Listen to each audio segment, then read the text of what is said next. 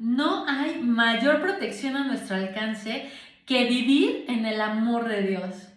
Dios es amor y el que permanece en amor permanece en Dios y Dios en él. Primera de Juan 4:16. Vamos a continuar leyendo Primera de Reyes del capítulo 1, del versículo del 1 al 53. En el intro vemos cuando Salomón ascendió al trono y eliminó a su oposición, construyó el templo, estableció un ejército poderoso y se convirtió en el rey más próspero y sabio en la historia de Israel. Lamentablemente, sus esposas paganas lo llevaron a la idolatría y como consecuencia llevó a la nación a la decadencia espiritual. No importa qué posición tengamos en la vida, siempre somos susceptibles de caer en la tentación y el pecado, por lo que nunca debemos bajar la guardia. Y empezamos en el capítulo 1, versículo 1, cuando Salomón es coronado rey y David en su vejez.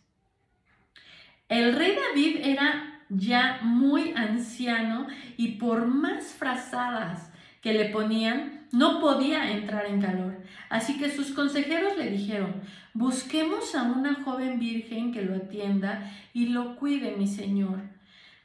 Dormirá en sus brazos y le quitará el frío.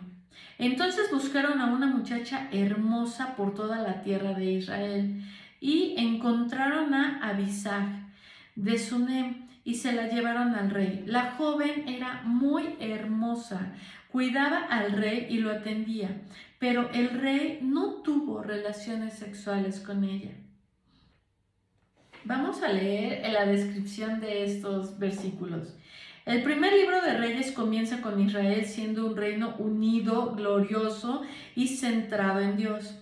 Eran los últimos años de la época dorada del reinado de David. Lamentablemente, el libro concluye con un reino dividido, degradado e idólatra. Al examinar la caída de Israel, la razón es obvia. El pueblo desobedeció a Dios. Hoy en día, nosotros también somos vulnerables a las fuerzas que llevaron a Israel a la decadencia. La avaricia, los celos, el hambre de poder, la poca estima de los votos matrimoniales y la superficialidad de nuestra devoción a Dios. Cuando leemos acerca de estos trágicos acontecimientos en la historia de Israel, debemos vernos en el espejo de sus experiencias. David tenía unos 70 años de edad y su salud había deteriorado debido a tantos años de dificultades. Abisag era su enfermera. Ella lo cuidaba y dormía con él para darle calor. En estos tiempos, la poligamia era socialmente aceptada y los reyes tenían harenes, por lo tanto, ese hecho no se consideraba ofensivo. Adonías reclama el trono. Continuamos en el versículo 5.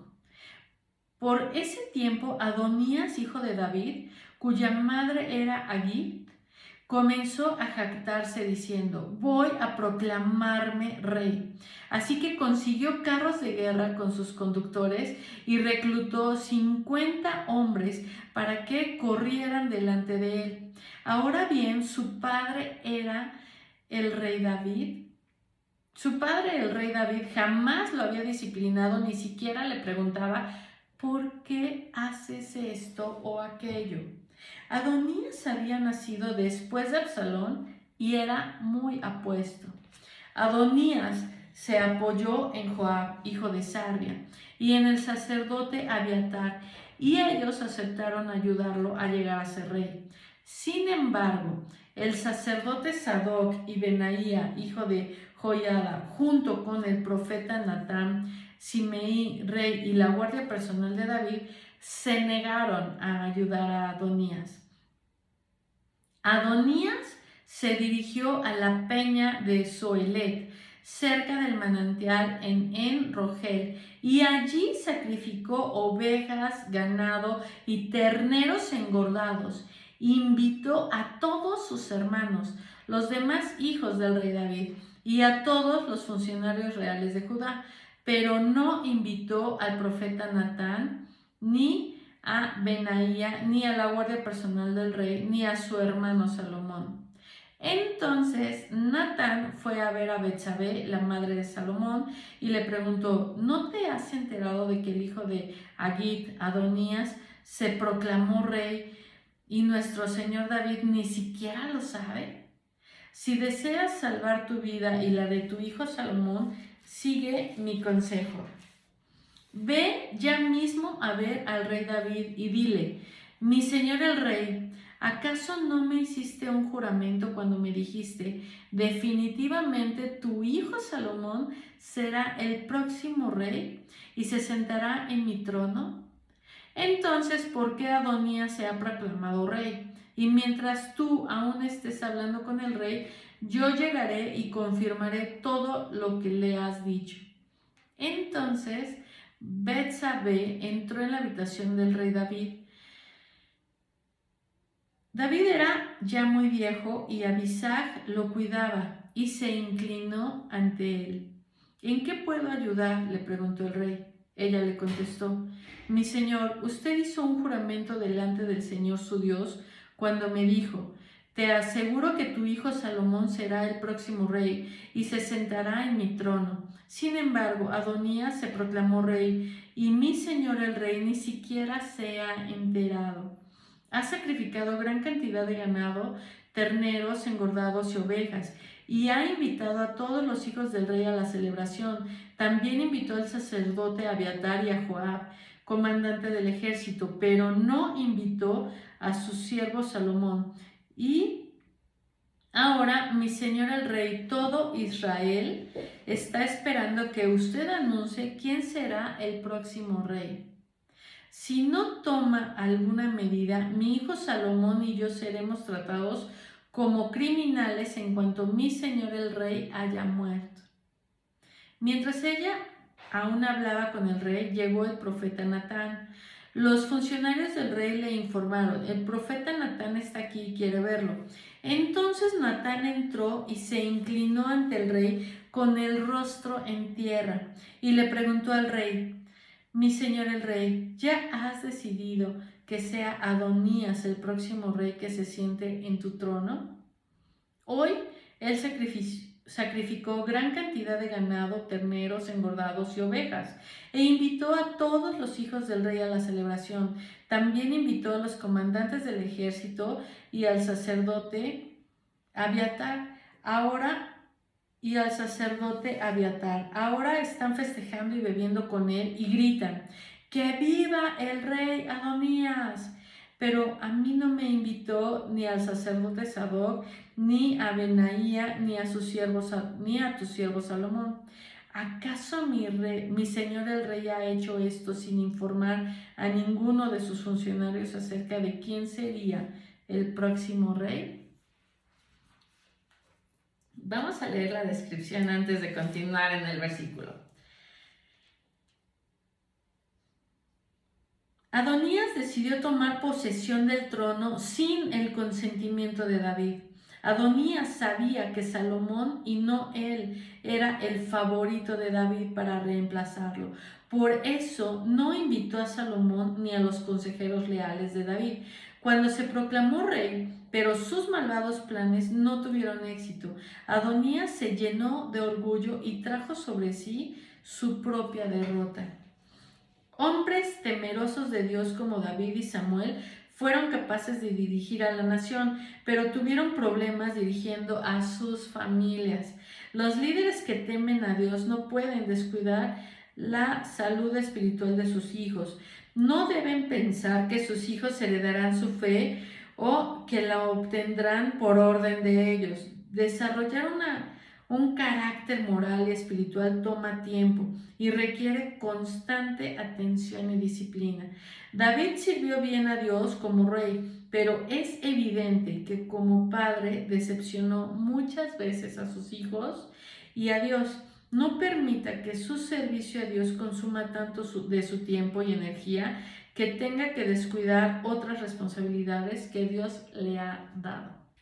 La familia, tus hijos son primeros. Tienes que educarlo, no lo des por hecho. No creas que ellos van a amar a Dios solamente porque tú lo haces, si es que lo estás haciendo. Debido a que David nunca corrigió o cuestionó a su hijo Adonías, el hombre no aprendió a funcionar dentro de límites. Como resultado, siempre quiso hacer todo a su manera, sin importar nadie más. Adonías hizo lo que quiso y no respetó los deseos de Dios. Un niño indisciplinado puede parecerles graciosos a sus padres, pero una vez que crece, un adulto indisciplinado se destruye a sí mismo y daña a los demás. Cuando usted establece límites para sus hijos, está enseñándolos a desarrollar el dominio propio que necesitan para funcionar en la sociedad.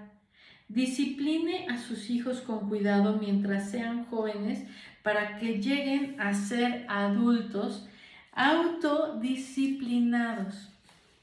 Para que obtenga una mejor perspectiva sobre Joab, vea el perfil que está en 2 de Samuel. Cuando Saúl fue ungido rey, se hicieron ofrendas de paz como recordatorio del pacto que la nación hizo con Dios en el monte Sinaí. Adonías ofreció sacrificios, quizás esperando legitimar así su toma del poder, pero él no era quien Dios había elegido para suceder a David. Acompañar una acción con una ceremonia religiosa no la convierte en la voluntad de Dios. Para más información acerca de Betsabé, lea 2 de Samuel del 11 al 12. Como esposa del rey, Betsabé tenía mucha influencia en el palacio real. Leyendo del versículo del 11 al 14, en donde Natán fue a ver a Betsabé, dice: cuando Natán se dio cuenta de la conspiración de Adonías, trató de detenerla inmediatamente. Natán era un hombre de fe y acción. Sabía que el trono le pertenecía a Salomón y se movió con rapidez. Cuando vio que otro quería usurparle el reino, nosotros muchas veces sabemos lo que es correcto, pero no hacemos nada al respecto. Quizás no queremos involucrarnos, tenemos miedo o somos flojos. Orar, tener buenas intenciones o sentirse indignado no es suficiente. Hay que hacer lo necesario para corregir la situación. En la Biblia no encontramos donde David prometió a Salomón sería su sucesor como rey de Israel, pero está claro que Salomón era la elección de David. Vamos a continuar leyendo el versículo 28, en donde David proclama rey a Salomón. Entonces el rey David respondió: llamen a Betsabé. Así que Betsabé volvió a entrar y se quedó de pie delante del rey, y el rey repitió su juramento: tan cierto como que el Señor vive y me ha rescatado de todo peligro, tu hijo Salomón será el próximo rey y se sentará en mi trono este mismo día, tal como te lo juré delante del Señor, Dios de Israel.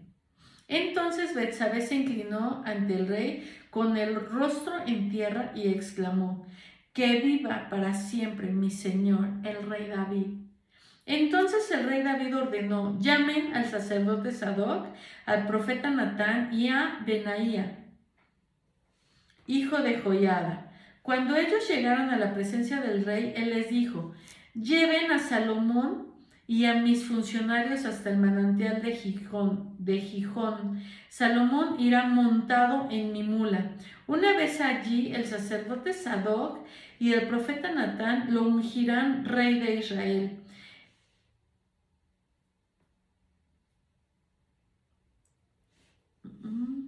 Hagan sonar el cuerno del carnero y griten, ¡que viva el rey Salomón! Luego escóltenlo de regreso y él se sentará en mi trono. Él me sucederá en el trono porque yo lo he nombrado para que sea gobernante de Israel y de Judá. Amén, respondió Benaía, hijo de Joiada. Que el Señor Dios de mi Señor el Rey ordene que así sea. Que el Señor esté con Salomón, así como ha estado contigo, mi Señor el Rey, y que engrandezca el reino de Salomón aún más que el suyo. Entonces el sacerdote Sadoc y el profeta Natán, junto con Benaía, hijo de Joiada, y la guardia personal del rey, llevaron a Salomón hasta el manantial de Gijón, y Salomón iba montado en la mula que pertenecía al rey David. Allí el sacerdote Sadoc tomó de la carpa sagrada el frasco de aceite de oliva y ungió a Salomón con el aceite. Luego hicieron sonar el cuerno del carnero y toda la gente gritó, ¡que viva el rey Salomón! Toda la multitud tan alegre y estruendosa que el sonido hacía temblar la tierra. Adonías y sus invitados escucharon la celebración y los gritos casi al terminar el banquete. Cuando Joab oyó el sonido del cuerno de carnero y preguntó, ¿qué está pasando? ¿Por qué hay tanto alboroto en la ciudad? No había terminado de hablar cuando llegó Jonatán, hijo del sacerdote Abiatar. Entra, le dijo Adonías, ¿por qué eres un hombre bueno? Seguramente traes buenas noticias. Para nada, respondió Jonatán. Nuestro señor el rey David acaba de proclamar rey a Salomón. El rey lo envió al manantial de Gijón con el sacerdote Sadoc, el profeta Natán y Benaía, hijo de Joiada, e iban protegidos por los guardias personal del rey. Montaron a Salomón en la mula del rey y Sadoc y Natán lo ungieron rey en el manantial de Gijón. Acaban de regresar y toda la ciudad está celebrando y festejando. Por eso hoy hay tanto ruido. Es más, ahora mismo Salomón está sentado en el trono real como rey y todos los funcionarios reales han ido a felicitar al rey David y a decirle que su Dios aumente la fama de Salomón, aún más que la suya, y que engrandezca el reinado de Salomón aún más que el suyo.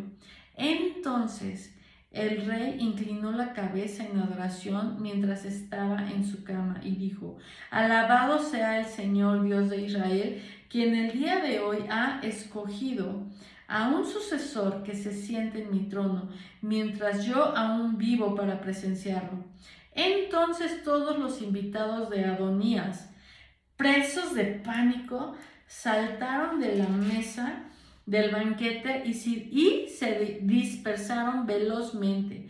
Adonías tuvo miedo de Salomón, por lo que corrió a la carpa sagrada y se agarró de los cuernos del altar. Pronto llegó a Salomón la noticia de que Adonías por temor se había agarrado de los cuernos del altar y rogaba que el rey Salomón jure hoy que no me matará. Salomón respondió, si él demuestra ser leal, no se le tocará un pelo de la cabeza, pero si causa problemas, morirá. Entonces el rey Salomón mandó llamar a Adonías y lo bajaron del altar. Adonías llegó y se inclinó respetuosamente ante el rey Salomón, quien lo despidió diciéndole, vete a tu casa. Vamos a continuar con leyendo la descripción. Qué emocionante. Yo he visto películas en donde estaban haciendo casi esto de manera similar y el rey tiene que esconderse y luchar por su trono. Y fue fantástico lo que hizo aquí el rey David, de tomar inmediatamente las riendas, gracias a que Betsabé, gracias a que un sacerdote decidieron hacer lo correcto. Aquí nos están mostrando como muchas veces, si nosotros estamos viendo que hay cosas que no se están haciendo bien y se están llevando de una manera incorrecta, tenemos que tomar riendas para que las cosas se hagan bien. No debemos temer, porque finalmente cuando Dios ha decidido algo, Él es el que tiene la última palabra. Entonces, leyendo, uno pensaría que David enviaría un gran caballo de guerra para llevar a su hijo Salomón a la ceremonia, pero en vez de eso ordenó que Salomón montara una mula. En los tiempos de David, las mulas eran animales de prestigio. Las montaban los ricos y los poderosos. Cuando Jesús entró a Jerusalén, no llegó montado en un caballo, sino en un burro. El aceite de oliva era usado para ungir a los reyes de Israel y a los sumos sacerdotes y también para dedicar ciertos objetos a Dios. La carpa sagrada donde se guardaba el aceite probablemente era la carpa que David instaló para proteger el arca del pacto. No era el tabernáculo que Israel erigía en el desierto. Ese tabernáculo estaba en Gabaón.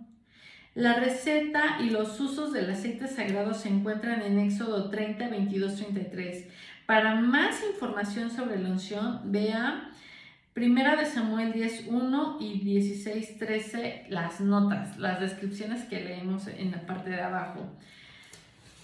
Del versículo 49 al 50 leemos en la descripción: a veces, para que alguien deje sus malos caminos, es necesario que esa persona sea descubierta en su maldad. Cuando Adonías se dio cuenta de que sus planes estaban destinados al fracaso, huyó, lleno de pánico, hacia el altar, el lugar de la misericordia y el perdón de Dios. Lamentablemente decidió dirigirse allí después de que fuera descubierta su traición. Si Adonías hubiera considerado en primer lugar lo que Dios quería, se habría evitado problemas. No espere hasta que su vida sea un desastre para acudir a Dios. Más bien busque su dirección antes de actuar. Adonías creía que estaría a salvo si se aferraba a los cuernos que estaban en las esquinas del altar sagrado que se usaba para las ofrendas quemadas en el patio del tabernáculo. Al hacerlo, esperaba recibir la protección de Dios. Salomón le concedió a Adonías un indulto, esperando que ese fuera el fin de su conspiración. Lamentablemente, no sucedió así y tiempo después tuvo que ejecutarlo.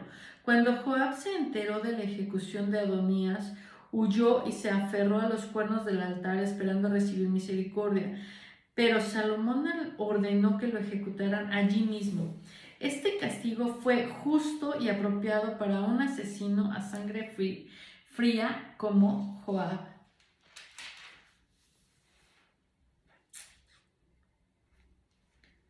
Y del versículo 52 al 53 la descripción dice: aunque Adonías temía por su vida y esperaba el peor castigo, Salomón simplemente lo dejó ir y lo mandó a su casa. Como rey, Salomón tenía el poder para matar a sus rivales, algo que Adonías habría hecho si su conspiración hubiera triunfado. Sin embargo, Salomón actuó sabiendo que no tenía nada que demostrar y así estableció su autoridad y poder. A veces, perdonar un ataque personal demuestra más fuerza que arremeter contra alguien en venganza. A menudo, querer demostrar cuánto poder o autoridad uno tiene solamente revela la inseguridad interior. Cuando Adonías intentó apropiarse nuevamente del trono, Salomón se vio obligado a ejecutarlo. Cuando Dios tiene cosas para ti, no importa quién te las quiera quitar. Si Dios ha puesto cosas en tu cabeza para que tú desarrolles, por supuesto puedes estar completamente seguro de que Dios te va a respaldar y va a enviar a las personas adecuadas para hacer lo correcto en el momento adecuado. Así que vamos a confiar en que de la misma manera como Dios le devolvió el trono, le dio el trono a Salomón, que era algo que ya tenía destinado para él, Él nos dará a cada uno de nosotros todo lo que Él ya tiene predestinado para nosotros. Así que, Señor, te doy gracias porque tú sabes antes que nosotros lo que tú quieres darnos. Yo te ruego, Dios, en el nombre de Jesús, que tú nos exhortes, nos alientes y nos sigas, Señor, dando esa fortaleza y esa valentía que necesitamos para seguir haciendo lo que tú quieres, Dios. Te lo ruego en el nombre de Jesús. Amén. Te mando un fuerte abrazo. Mi nombre es Connie Kong.